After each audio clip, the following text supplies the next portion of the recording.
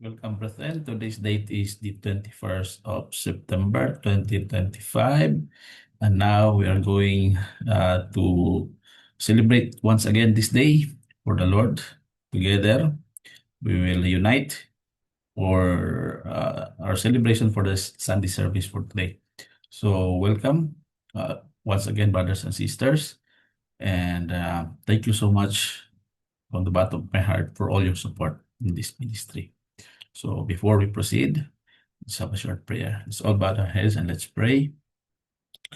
Father in heaven, Lord God, thank you so much, Lord, for this day that you provided once again for us to gather together in your name to celebrate this day with you, to give you thanks and praise, to sing for you, and to listen to the preaching for today, Lord. We pray, Lord, as we go along with this service today, you will guide us and give us comforting heart, an open heart, and our minds also as well, that we be able to absorb everything that we'll be hearing from you today, Lord. Lord, thank you so much for all your support and for being with us as always, Lord. Thank you so much for everything. This we ask in Jesus' name. Amen. All right, brothers and sisters, now we will proceed to the singing with the hymns that we will be offering for the Lord before we proceed with the scripture reading. Thank you so much once again.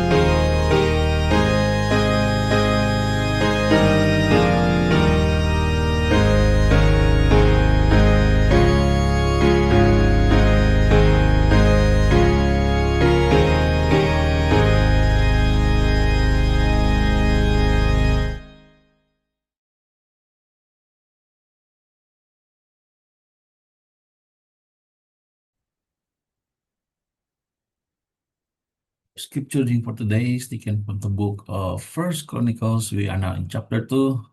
We will read from verses 1 to 55. This is a genealogy of David. First Chronicles chapter 2 verse 1. These are the sons of Israel Reuben, Simeon, Levi, and Judah, Issachar, and Zebulun. Dan, Joseph, and Benjamin, Naphtali, Gad, and Asher. The sons of Judah, Ir, and Onan, and Shelah, which three were born unto him of the daughter of Shua, the Canaanitess. And Ir, the firstborn of Judah, was evil in the sight of the Lord, and he slew him. Verse 4, and Tamar, his daughter-in-law, bare him Pares and Serah. All the sons of Judah were five. The sons of Pares, Hezron, and Hamul. And the sons of Serah, Semri, and Ethan, and Heman, and Calcol, and Dara. Five of them in all. And the sons of Carmi, Achar, the troubler of Israel, who transgressed in the thing accursed. And the sons of Ethan, Azariah, the sons of Hezron, that were born unto him, Joramel, and Ram, and Chilubai. And Ram begat Aminadab, and Aminadab begat Nashon, prince of the children of Judah. And Nashon begat Salma, and Salma begat Boaz. And Boaz begat Obed, and Obed begat Jesse. And Jesse begat his firstborn Eliab, and Abinadab the second, and Shema the third.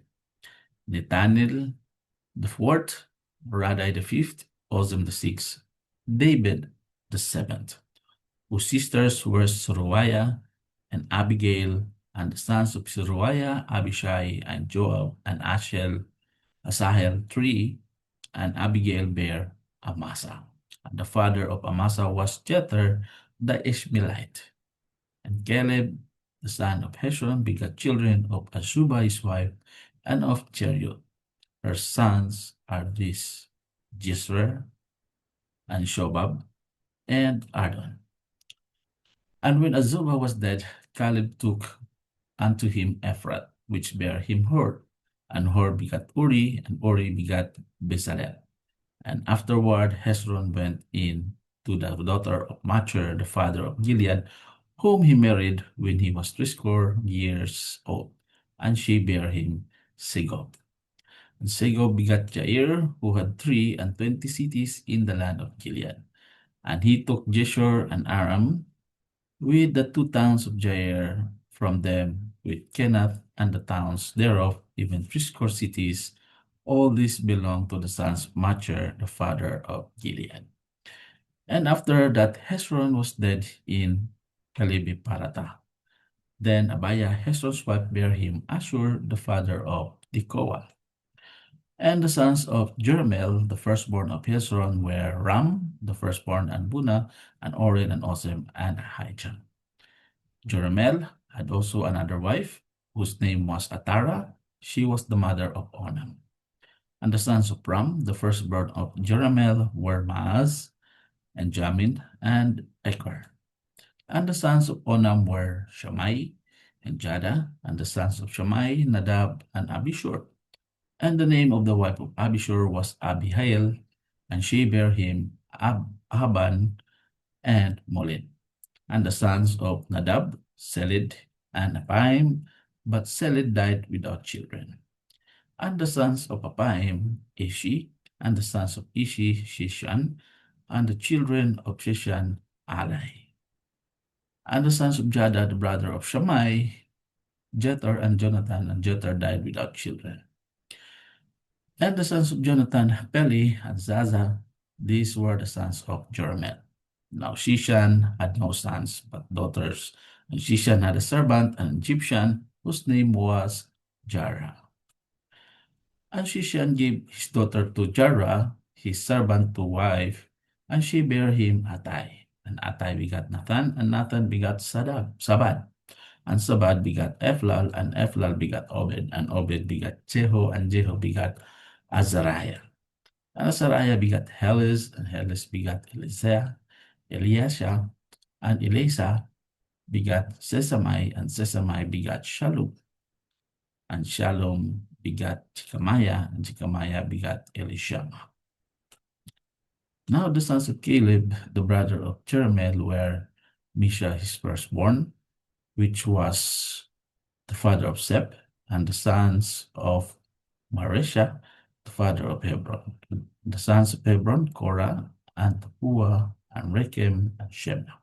And Shema begat Raham, the father of Jorquam, and Rechem begat Shammai. And the son of Shammai was Maon, and the Maon was the father of Bethor, Bethsur, and Epha, Caleb's concubine, bare Haran, and Mosa, and Gazes, and Haran begat Gazes. And the sons of Jadai, Regem, and Jotam, and Geshan, and Pelet, and Ethna, Shap, Maachan, Caleb's concubine, bare Sheber, and Tarhana. She bare also Shap, the father of Madhamana, Sheba, the father of Macbena, and father of Gibeah, and the daughter of Caleb was Aksha. These were the sons of Caleb, the son of Hur, the firstborn of Ephrathah, Shobal, the father of Kirjat Jarim, Salma, the father of Bethlehem, Hareth, the father of Beth-gader, and Shobal, the father of Kirket Jearim, had sons Haroe and half of the Manahithites. And the families of Kirket Jearim, the Etrites, and the Puhites, and the Shumatites, and the Meshurites, of them came the Sariatites and the Estaolites. The sons of Salma, Bethlehem, and the Netophatites, Ataroth, the house of Joab, and half of the Manahithites and Sorites. And the families of the scribes which dwelt at Jabes, the Terathites, and the Shimeatites, and Suchatites, these are the Kenites that came of Hemath, the father of the house of Rechab. This is the word of the Lord. Thanks be to God.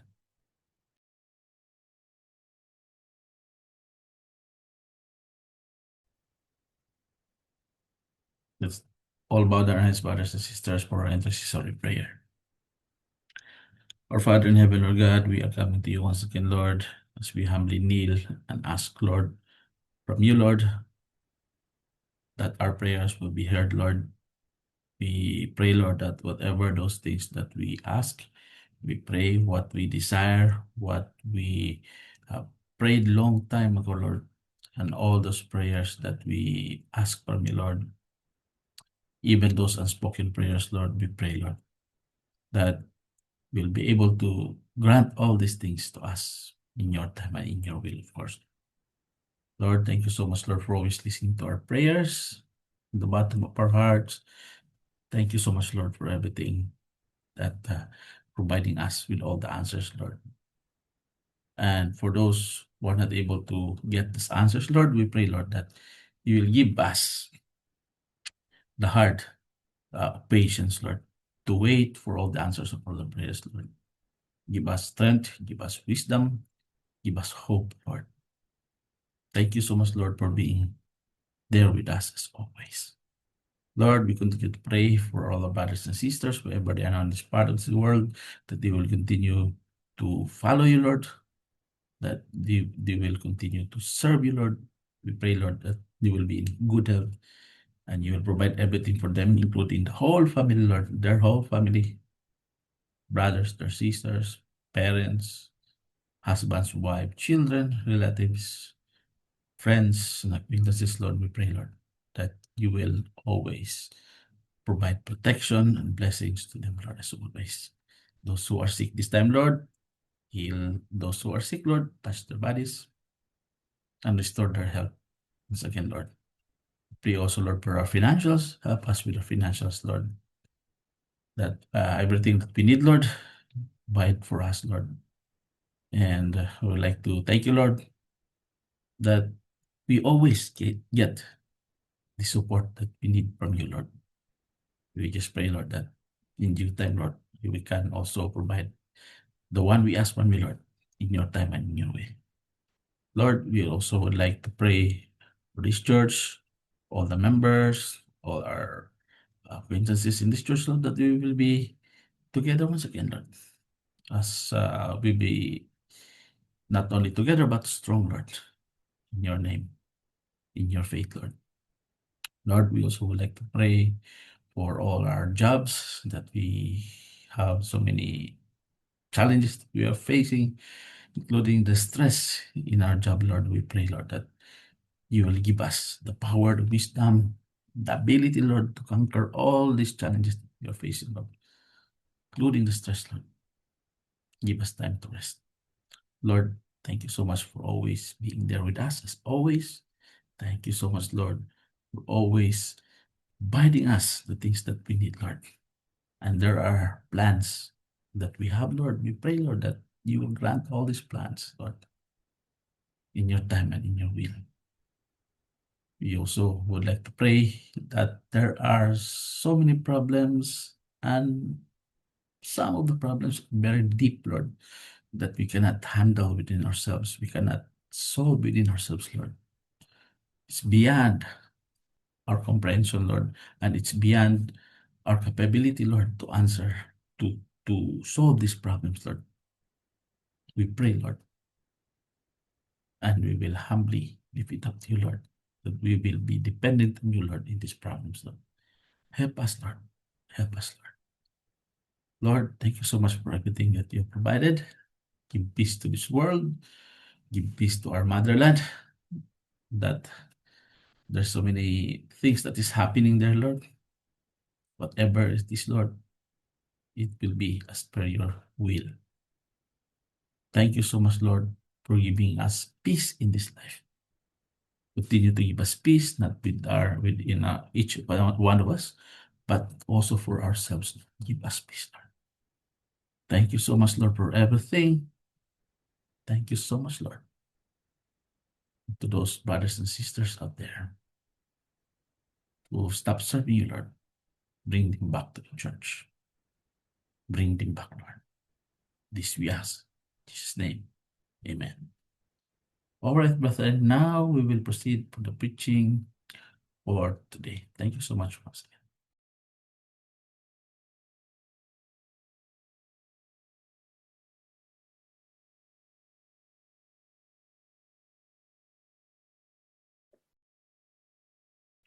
Good day again, brethren, and now we come to the preaching for today. And the title of the preaching for today is Water of Life.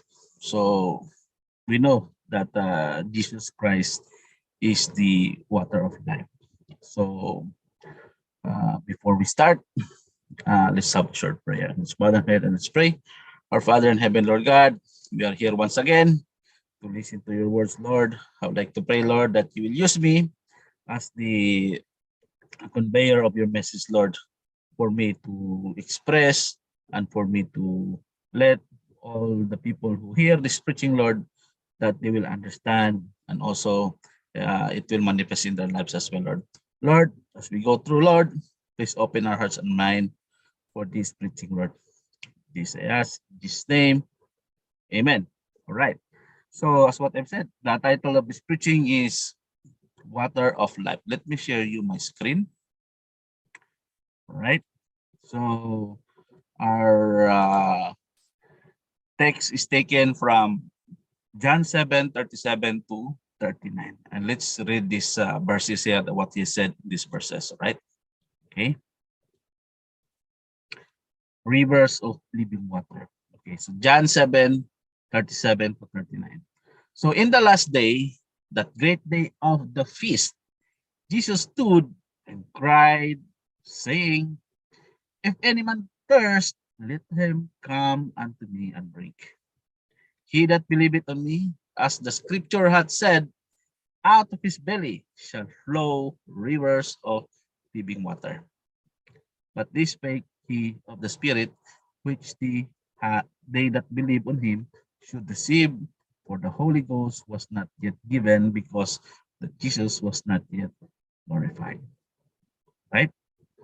So this is the day of the feast, great day of the feast. What is that feast? So this is what we call the feast of the booths, or let's say this is the feast of the tabernacle or booths. This is what they are calling this one. So during that time, due to the hostility of the Jewish leaders, Jesus spent majority of his time in Galilee. So take note of that one, out of Jerusalem. So he is spending most of his time in his ministry in Galilee. But here you can see that he is in Jerusalem during this Feast of Booths or Feast of Tabernacle. So what is this Feast of Tabernacle that we are talking about? So this is what is given to us by the Lord in the Old Testament. We can read it in Leviticus. So this one, Feast of Booths, Leviticus 23:23. So here it says here that, and the Lord spake unto Moses, saying, speak unto the children of Israel, saying, the 15th day of the 7th month shall be the Feast of Tabernacles, for 7 days unto the Lord. So this is the feast that the Lord give command to Moses during in the Old Testament. Okay, so this is the Feast of Booths or Feast of Tabernacle, is what you have said here. So on the first day shall be an holy convocation. So this is what they will do. He shall do not servile work therein. So no work. 7 days ye shall offer an offering made by the fire unto the Lord. And on the 8th day shall be an holy convocation unto you, and ye shall offer an offering made by fire unto the Lord. It is a solemn assembly, and ye shall do no servile work therein. Okay, so this is what you call Feast of the Tabernacle. So here, you can see Jesus now in Jerusalem. And see, if you read here, he stood and cried. That's what we have read here. In the last day, the great day of the feast. So the last day of that Feast of the Tabernacles, he stood.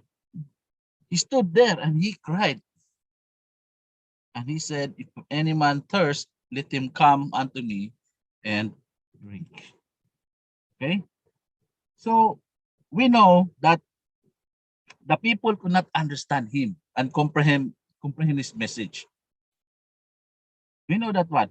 That during the time, every time Jesus speak, these people do not understand what he is talking about. And why? Because he, Jesus Christ, and his teaching were from God. And these people, they neither knew nor understood God. All right? That's why they will not understand, because they do not know and they do not understood God. Second is, he came to do God's will. Jesus Christ came to do God's will. But these people, they have their own agenda. That's the second point. And the third point, Jesus Christ came to glorify God. But these people are not interested in this story. That's why they will never understand what Jesus Christ is telling them. All right? So if you move further on this one, previous to these verses, from verses 25 to 39, we see people voicing their confusions, and Jesus responds to that confusion. Let's read some of this here. In prior to this scripture for this preaching today. So this is prior. This is 25. So our scripture is coming from 37 to 39. So prior to that, this is where we can see people voicing their confusions, and Jesus also here respond to that confusion. So you should take note that in the midst of the feast, Jesus went up into the temple. He went into the temple and began to teach. And even he cried there, tell them that whoever is thirsty, come, drink. Okay? So this isn't the man that the rulers want dead. This is the question now. See, if you read verse 25, then said some of them of Jerusalem, is not this he whom they seek to kill? So this means that they are not sure actually. Isn't this man the rulers want dead when they see Jesus?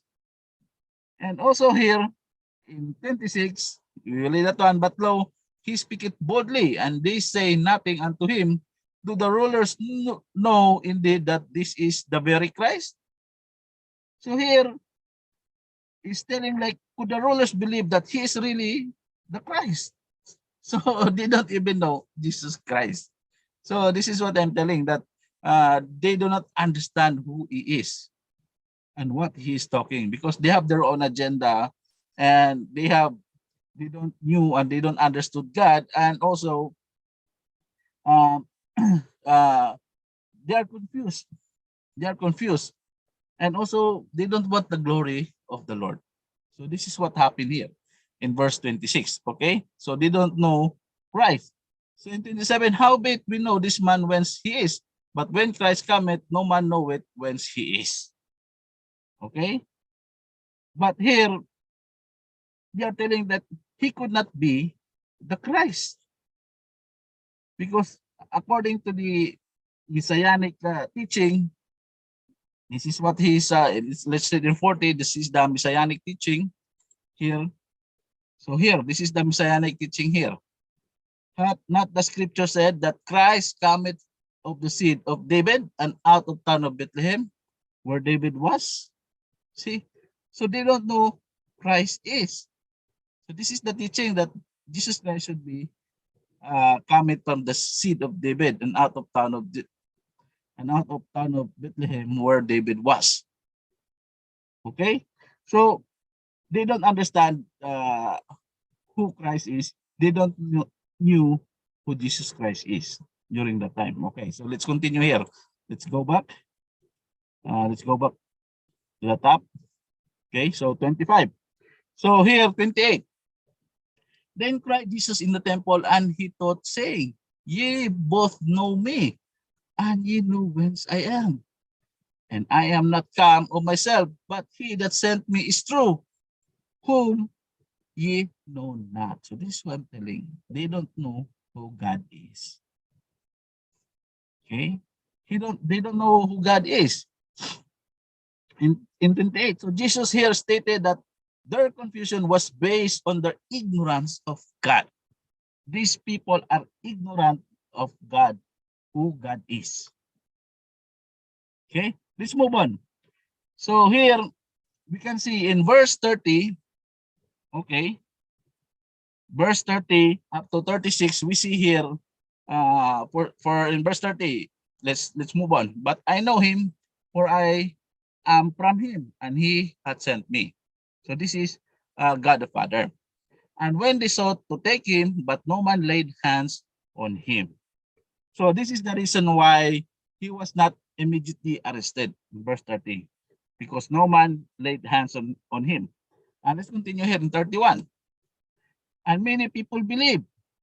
Okay, and many people believe. So this is the positive response. This is the positive response of some. And many people believe on him and said, when Christ cometh, will he do more miracles than this which this man hath done? See that one? So this is the positive response from the people. But here in 32, you can see the response of the Jewish leaders. And this is the response. The Pharisees heard that the people murmured such things concerning him. And the Pharisees and the chief priests sent officers to take him. So this is the one. They want Jesus Christ to be arrested. So this is the response of the Jewish leaders. So note that those who were sent to arrest Jesus later on was also arrested by God. So what they mean by arrested by God? Because they're not able to take God. Because this is what happened in let's read this one here in 45 to 46. Okay, here. Then came the officers to the chief priests and Pharisees, and they said unto them, why ye have not brought him? So the officers answered, never man spake like this man. So so it's like you're sending officers there, but these officers to arrest Jesus Christ, you're sending officers there to arrest Jesus Christ, but these people was arrested by God. They are taken by the maybe the Holy Spirit, by the Holy Spirit, that you cannot arrest Jesus Christ. That's why they are not able to brought Jesus Christ there, because never man spake like this man. So this is what happened there. Okay, let's move on. Let's go back there to okay, here. So this is the response of the Pharisees to send people to arrest Jesus Christ, but they failed because they were arrested by the Holy Spirit, maybe by God. Okay, so that's 32. Now, in 34 and 36, we have read here, we'll continue reading this one. Then said Jesus unto them, yet a little while I am with you, and then I go unto him that sent me. That's God the Father. Ye shall seek me, and shall not find me. And where I am, thither ye cannot come. Okay. So here, these are the important statement of facts spoken by Jesus. Not only in 34, but also in 36. Here in 36, let's continue. Then said Jesus, then said the Jews among themselves, whither will he go that we shall not find him? Will he go unto disperse among the Gentiles and teach the Gentiles? And in 36, what manner of saying is this that he said, ye shall seek me and shall not find me, and where I am, thither ye cannot come. So see, these people did not understand what Jesus Christ is speaking here. They don't know that ultimately Jesus was going to the Father, because he will be killed afterwards. He will go to the Father, and apart from Jesus, no one can come to the Father, but by whom? No one can come to the Father but by Jesus Christ only. It's clearly written here in John. It's here. See? John 14:6. Jesus said unto him, I am the way, the truth, and the life. No one cometh unto the Father but by me. So this is what Jesus Christ is telling to these people. But they don't understand really what is this, because that's what I've said. They have their own agenda and they don't want to glorify God. And also, they don't knew who God is. Okay. So, I am the way, the truth, and the life, and no man cometh unto the Father but by me. Now, going back to the topic. So the title of this topic is, of this preaching is water, right? Water of life. Water of life. Okay. So here, water is essential for physical life. Yes. Water is essential for physical life. And here, Jesus presented himself as the water of life from a spiritual perspective. Right. So do you agree with that? He is the water in a spiritual perspective. So this event took place on the last day of the feast. Okay, last day of the feast. That's what I tell that he went into the temple and started preaching. So the final and most important day of the feast, this is the day that is happening. But some point Jews added tradition to the Feast of Booths or Feast of the Tabernacles. And these Jews, what they are doing is, for 7 days of the feast, the priest would bring an pitcher, like an ornate, they put ornaments on the pitcher filled with water. So they filled with water and bring it into the temple while reciting the Hallel. The Hallel is what is written in Psalms. So there's some kind of recitation that they will do, bringing the pitcher and filled with water. And then the water would be poured out on the altar, and they recited Psalms. In the Psalms, you can find it Psalms that they will, anyway, that's not our topic, but they will recite something there that can be found in Psalms. And they will say, O Lord, do save, we beseech you. O Lord, we beseech you, do send prosperity. So this is what the Jews are doing. So this ritual was in recognition of God's provision in the wilderness. If you remember, in the wilderness, God's provision in the wilderness. So this ritual is in recognition of what God had done to them in the wilderness. Okay. And his promise to restore the land to them. Okay, so this is why they are doing this ritual. So on the 8th day, as what we have read previously there, the Sabbath, they did not bring water into the temple in recognition to the fact that God had settled them in the land already, but the land had not yet been restored to them. Okay, so this is what, just to give you a little idea of what these Jews are doing during that feast of the tabernacle. Okay, so here you should take note that Jesus used the occasion to present himself as the answer of our spiritual need. So water of life. Let's go to the first point. This is gonna be fast on you, okay? See, let's go to the first point. This is the case. A case supposed. Oh, okay, so this is the case. If any man is thirsty, what do you mean by this one? If any man is thirsty. So here, the thirst before us is purely spiritual kind. Okay, so this is the thirst, spiritual thirst, that what God is telling here. Spiritual kind. It is in the spiritual kind or spiritual thirst. So it means like anxiety of our soul. Okay, anxiety of our soul, the conviction of sin, thirst, and we desire for pardon, and we're longing after peace of conscience. So when a man feels his sin and wants forgiveness, is deeply sensible of his soul's need and earnestly desires help and relief. So this is the thirst, the desires for relief and help. Then he is in the state of mind which our Lord had in view when he said, if any man thirst. Spiritual thirst. It's the desire for pardon. It's longing after peace of conscience. It's conviction of sin. So this is the thirst that we are talking about here. So there are two examples would be when the Jewish people, when they responded to Peter's message on the day of the Pentecost. So which read these verses here? Few verses here. Acts 2:37. See, this is the thirst. And when they hear this, they were pricked in their heart. See, they are touched in the heart. And said unto Peter and to the rest of the apostles, men and brethren, what shall we do? This is what I'm talking about, the thirst, the thirst. Okay, so the Jewish people, when they responded to Peter's message on the day of Pentecost. And also here, there's another one, the Philippian jailer in 1630, Acts 1630.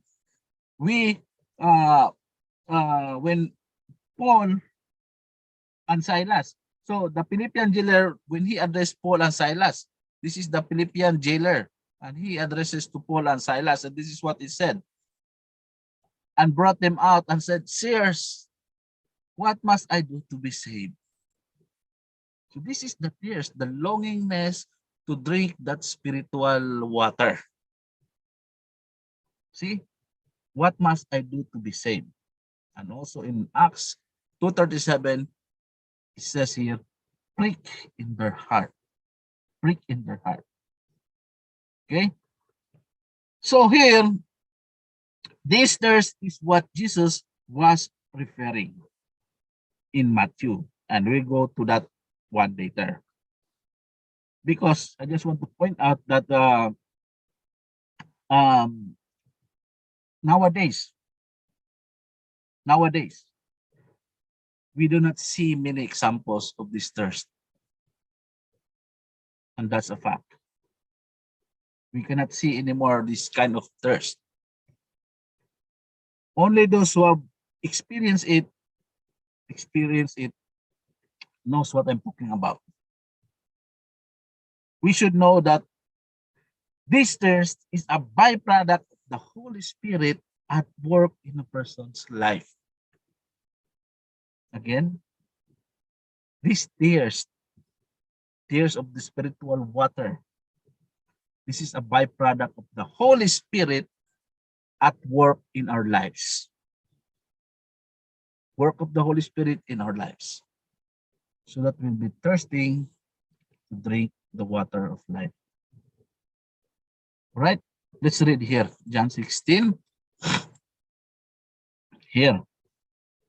Nevertheless, I tell you the truth. It is expedient for you that I go away, for if I go not away, the Comforter will not come unto you. But if I depart, I will send him unto you. So this is the Holy Spirit. This is what God will send to us, the Comforter, the Holy Spirit. And when he is come, he will reprove the world of sin and of righteousness and judgment. Of sin, because they believe not on me. Of righteousness, because I go to my Father, and ye see me no more. So this is why, this is the question, you have read that he's telling, they don't understand where Jesus was going, because he's telling, I'm going somewhere and you cannot see me anymore. This is the answer. Of righteousness, because I go to my Father, and ye see me no more. Of judgment, because the prince of this world is judged. That's the devil. Okay, so here it's very clear that tears is a byproduct of the Holy Spirit at work in a person's life. And not only that, as what I've said, these tears is what Jesus was referring in Matthew 5:3-6. And what is that? Matthew 5:3-6. Blessed are the poor in spirit, for theirs is the kingdom of heaven. Blessed are they that mourn, for they shall be comforted. Blessed are the meek, for they shall inherit the earth. Blessed are they which do hunger and thirst after righteousness, for they shall be filled. Take note of the last verse. Thirst after righteousness. That's drinking of the water of life for us to be filled. Okay?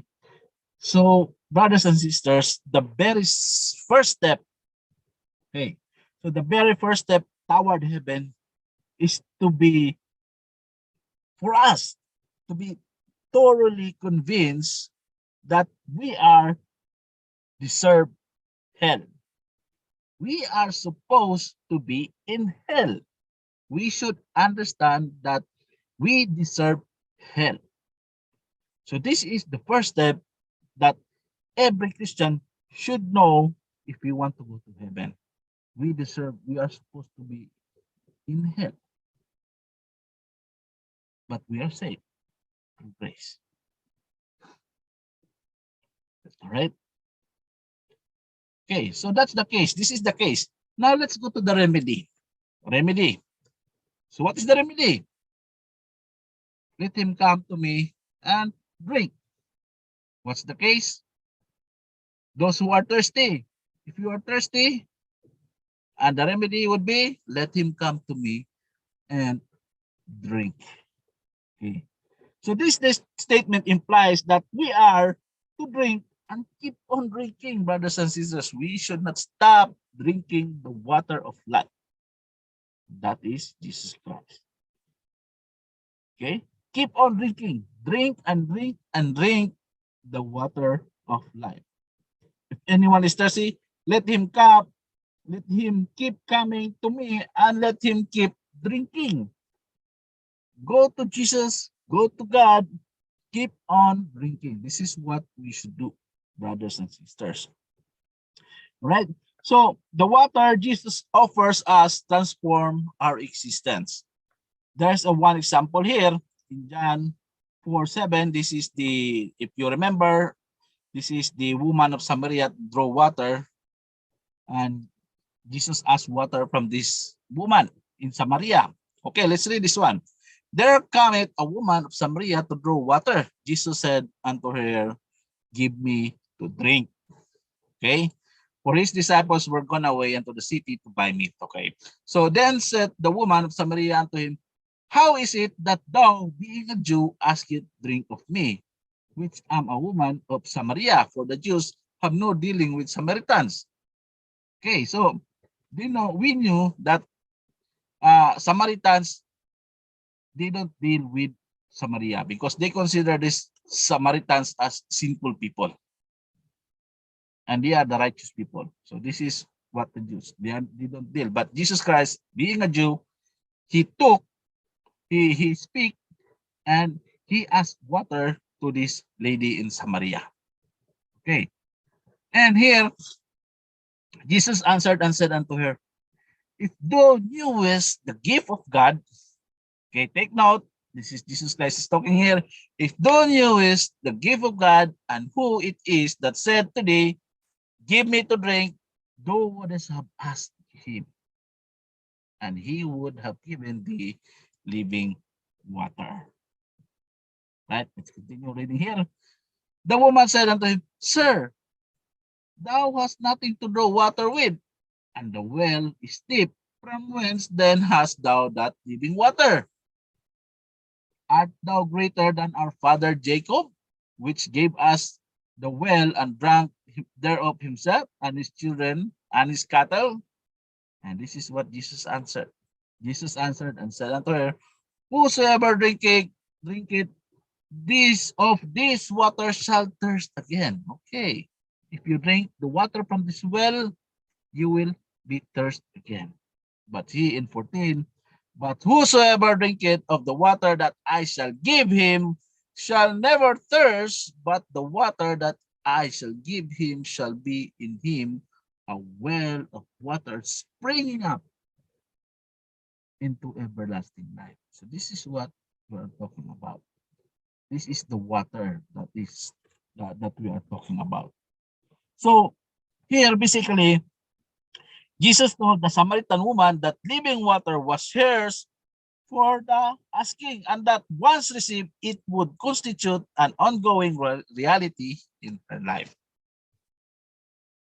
So this is the water that we should be drinking. Okay? Not the physical water, not the physical thirst, but the water of life, the water from Jesus. Right? Okay. So this is the solution. If you are thirsty, come to me and drink. And the promise? What is the promise here? Jesus promised that those who drank of the water he offered would become fountains of living water. We have read here, previous verse. Here. Okay? Jesus promised that those who drank of the water he offered would become fountain of living water. Here, you see that one? Springing up into everlasting life. You shall never thirst again. Okay? Isn't it nice? Now, this is the water that you should drink. Right? So here, we are plainly told that he was talking about the Holy Spirit and his ongoing work. Of course, work of the Holy Spirit in our lives. Galatians 5:22. This is the fruit of the Holy Spirit. Okay? We are almost there. The fruit of the Holy Spirit. This is what the living water is all about. But the fruit of the Spirit is love, joy, peace, long-suffering, gentleness, goodness, faith, meekness, temperance. Against such there is no law. And they that are Christ have crucified the flesh with the affections and lust. If we live in the Spirit, let us also walk in the Spirit. Let us not be desirous of vainglory, provoking one another, envying one another. Okay? This is the fruit of the Holy Spirit. We should fill ourselves with the Holy Spirit, brothers and sisters. This is the living water. This is the water of life. All right? Let's not make this long. Drink the water of life. And you know what I mean. Who is that water of life? Let's go to the conclusion. Okay. A true child of God hungers and thirsts for that which only God can supply.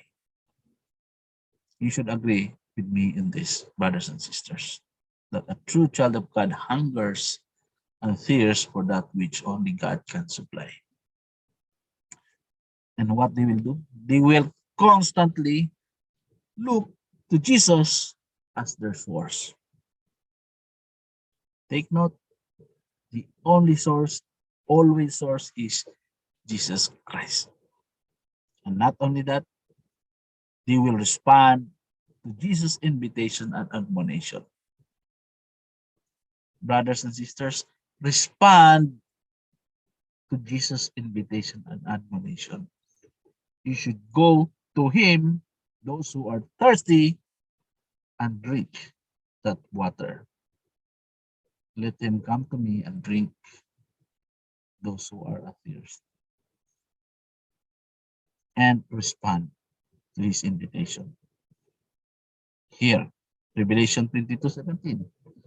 And the Spirit and the bride say, Come, and let him that heareth say, Come, and let him that is athirst come, and whosoever will, let him take the water of life freely.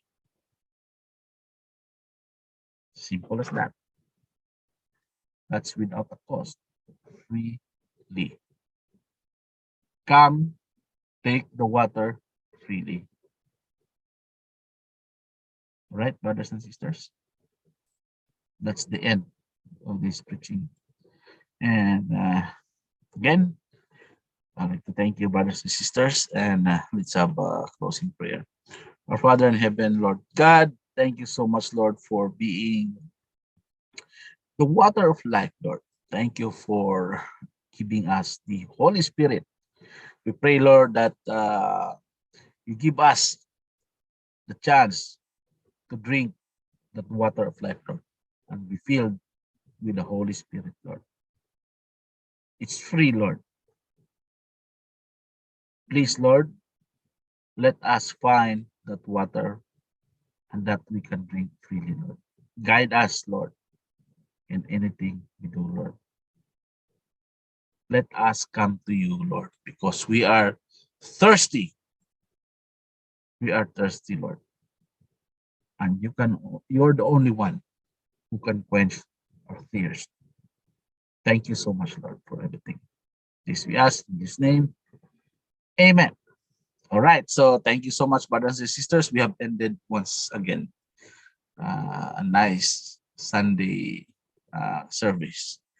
And thank you so much again. I appreciate for your support this Wednesday. See you again next Sunday. God bless you all. And I pray that you will have a happy Sunday. Bye. God bless you.